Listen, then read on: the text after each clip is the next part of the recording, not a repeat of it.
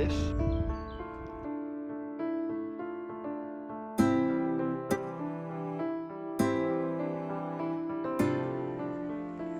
So today I'm coming to pick Peter up from the boat, which is just through there.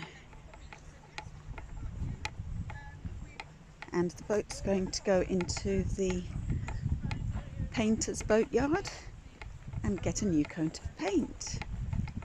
So here is slow roaming, and it's a momentous day really.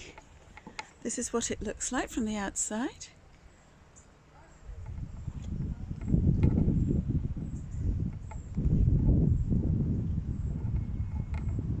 And it's going to look all nice and brand new shortly.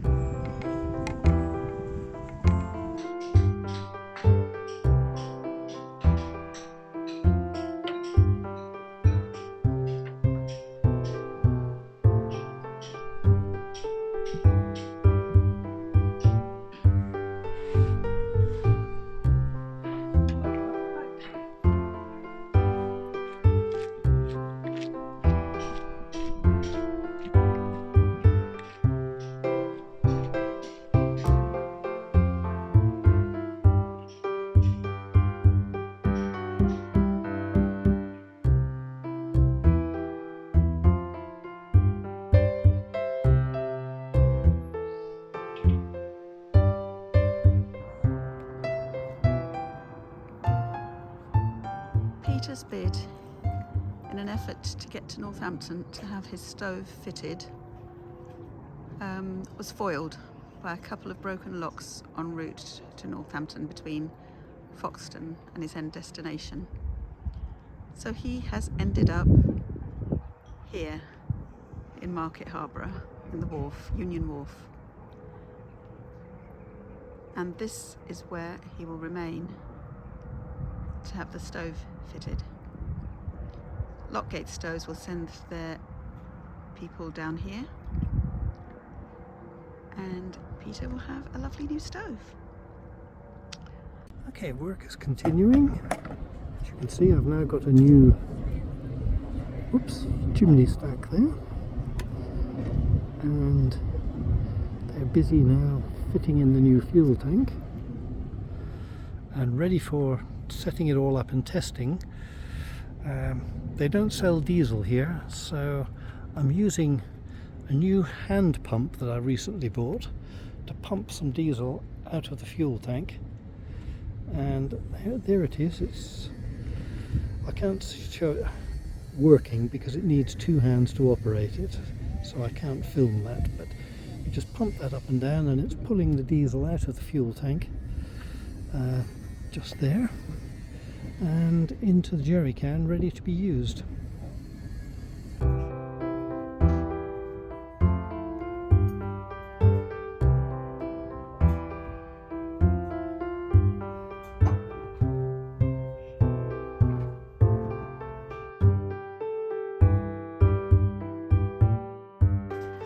was on the boat last night and Peter was running the engine, and when we came to turn it off and he opened the door into the engine room, there were billows of smoke coming out from there. It sort of started dying away and then it came out again. We didn't know what was happening, so Peter rang the canal and river rescue, and they're here this morning.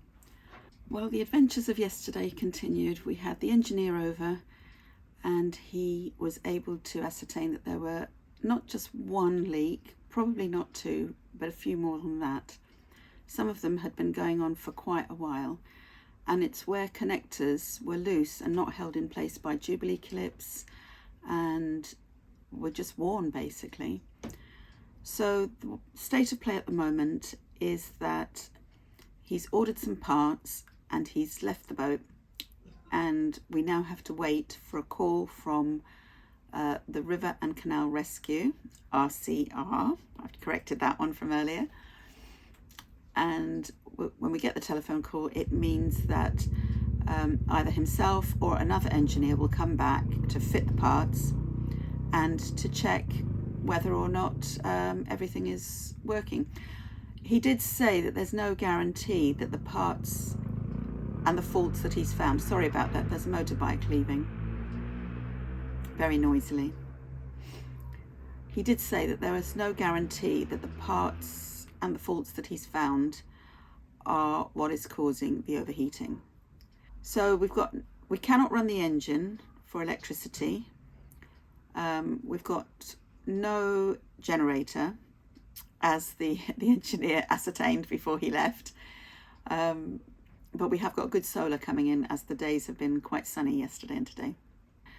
Being without hot water and electricity on the boat for a week is not the best. Some of you may already have experienced that either on a boat or in a house, and it won't be much fun.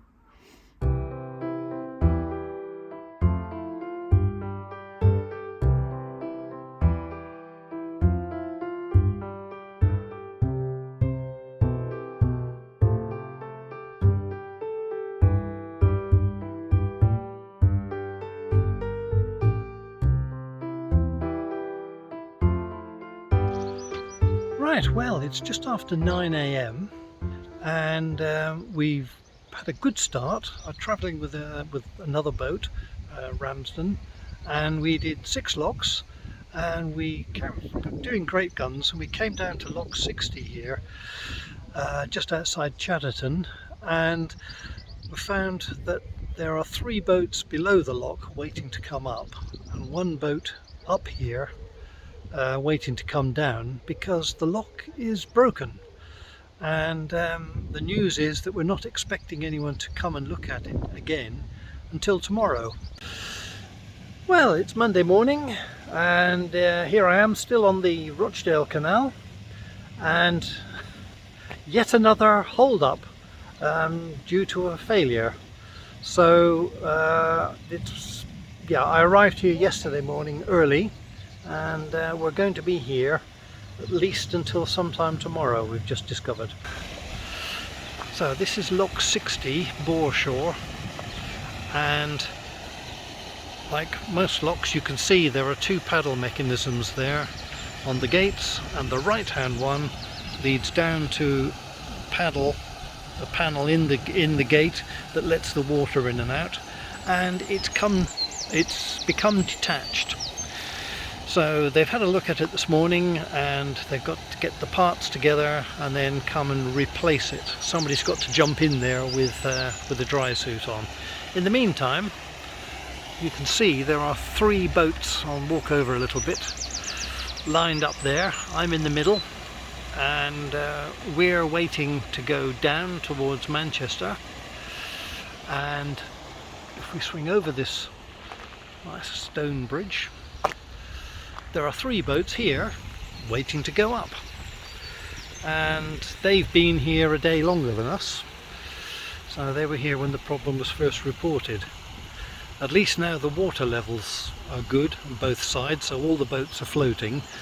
These down here were tilting over at quite an angle yesterday. I can see a rather hopeful dog there with his toy, looking for someone to throw it for him, I suppose. Yes, nobody around, I'm afraid. Right, so yeah, so this is it. We've just got to relax now and wait, because there's nothing we can do. There are no bypasses on the canal, and so we'll be here. Right, just testing the door now, the gate, sorry.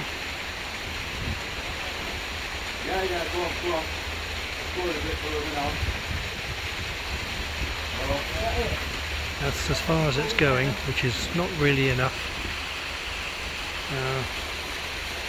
Something else needs to be sorted out back there.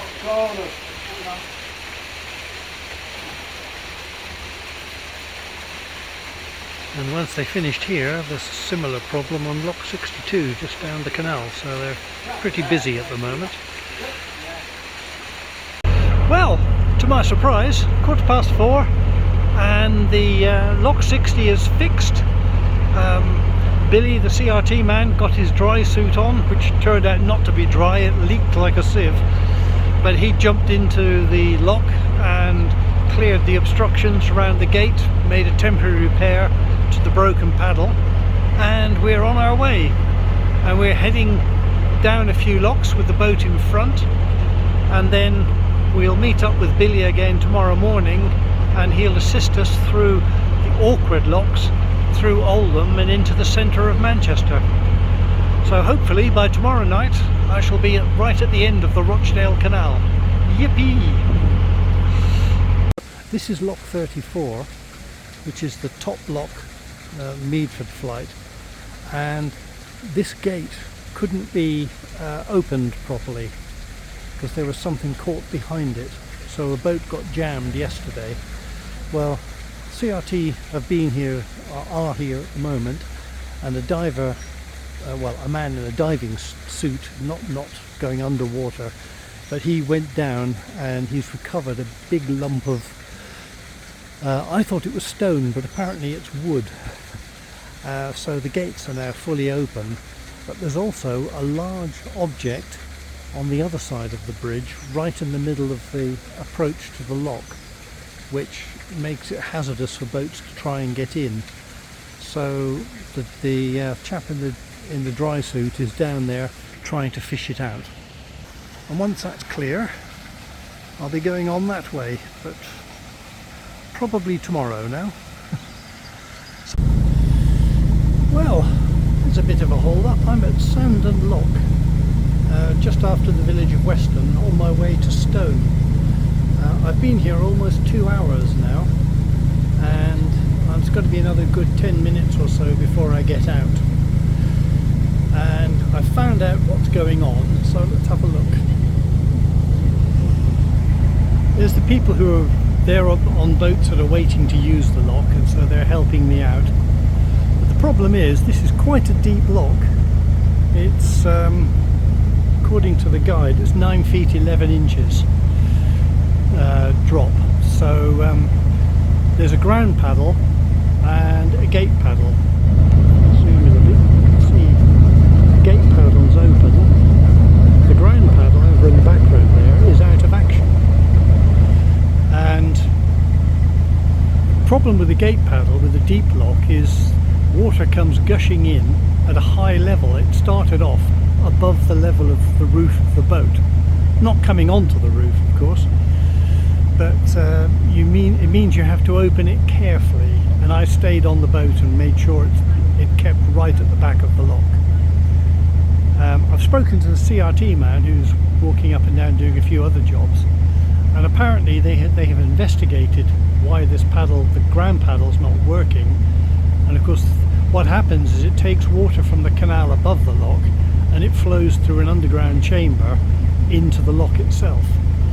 And they've looked into the chamber, they've drained the top section, and then found that there's a solid mass blocking it, and they suspect it might be a sheep, which is a very unpleasant job for somebody. But it said that because it's enclosed space work with water involved as well, and possibly gases if it is an animal that's in there, then there's certain preparations they have to do before they can do the job. So he said, we're not sure exactly when we're going to be able to fix this, find out what's going on, but it will be a very nasty job. But yes, so at the worst point we had 6 boats at the top waiting to come down and 6 boats at the bottom waiting to come up, and it was taking about 25 minutes for each cycle of the lock.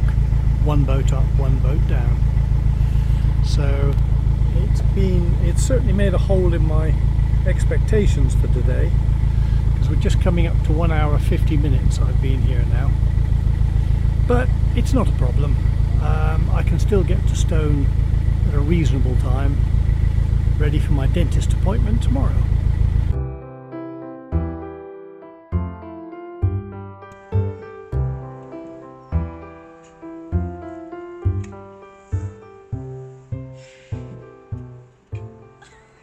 What is it?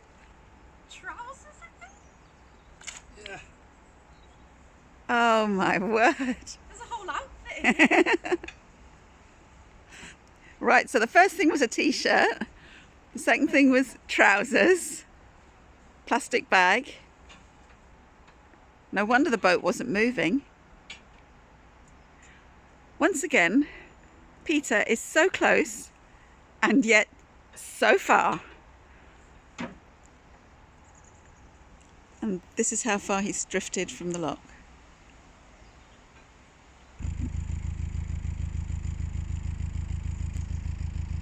Yay, he's got it. The engine started and the propeller is clear. He's now getting his coat on again. My hand is freezing, but probably not as cold as Peter's, having been in the water. Right, try again. And there we go. A nice splurge of water at the back. And all is fixed. Bye! That's more like it. Put up a bit of speed.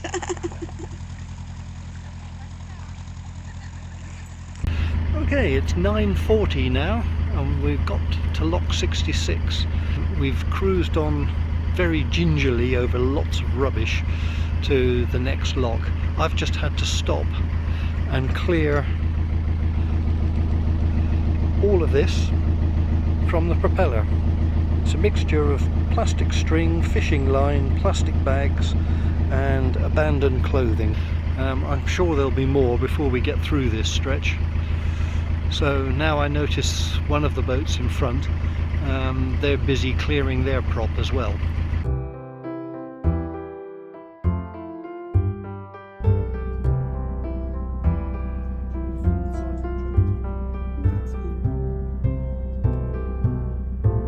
Along on this water and they'll be gone before the sidelight ever gets open.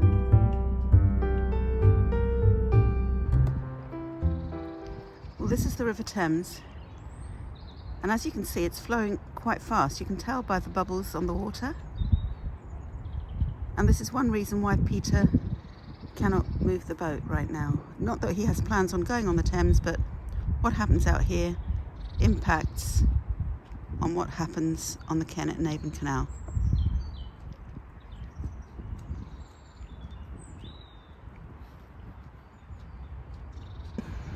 You can see just how high the water level is, because this is the bank of the Thames. Here is the footpath I'm walking on, and here is where the water level is, encroaching on quite close to the footpath.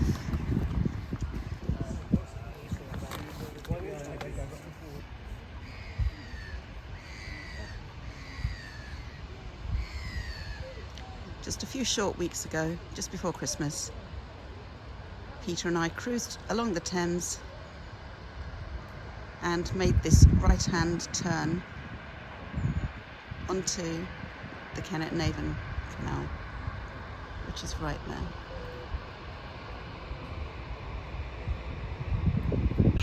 Well, another little curveball. We came out of Lock 61. We found there was a boat coming up from Lock 62, which is in front of me here, and they've gone on ahead, but unfortunately as they were filling this lock in front of us, I was sitting out of the way so they could get out close to the side, and you can see that filling the lock from this short pound has dropped the water level, and I'm now firmly seated on the bottom.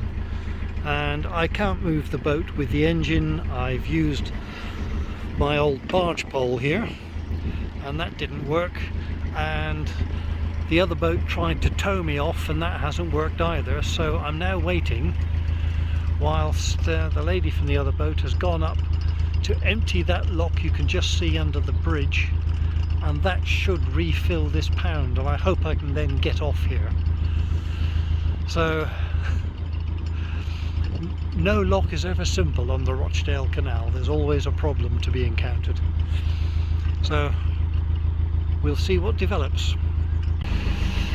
Well, it's Tuesday morning and it is 8:30. We've arrived at the first lock of the day, just behind two other boats which passed us as we were getting ready to leave, and we're now waiting to get into that lock, but unfortunately the pound beyond this lock is so low that, sorry, train going by,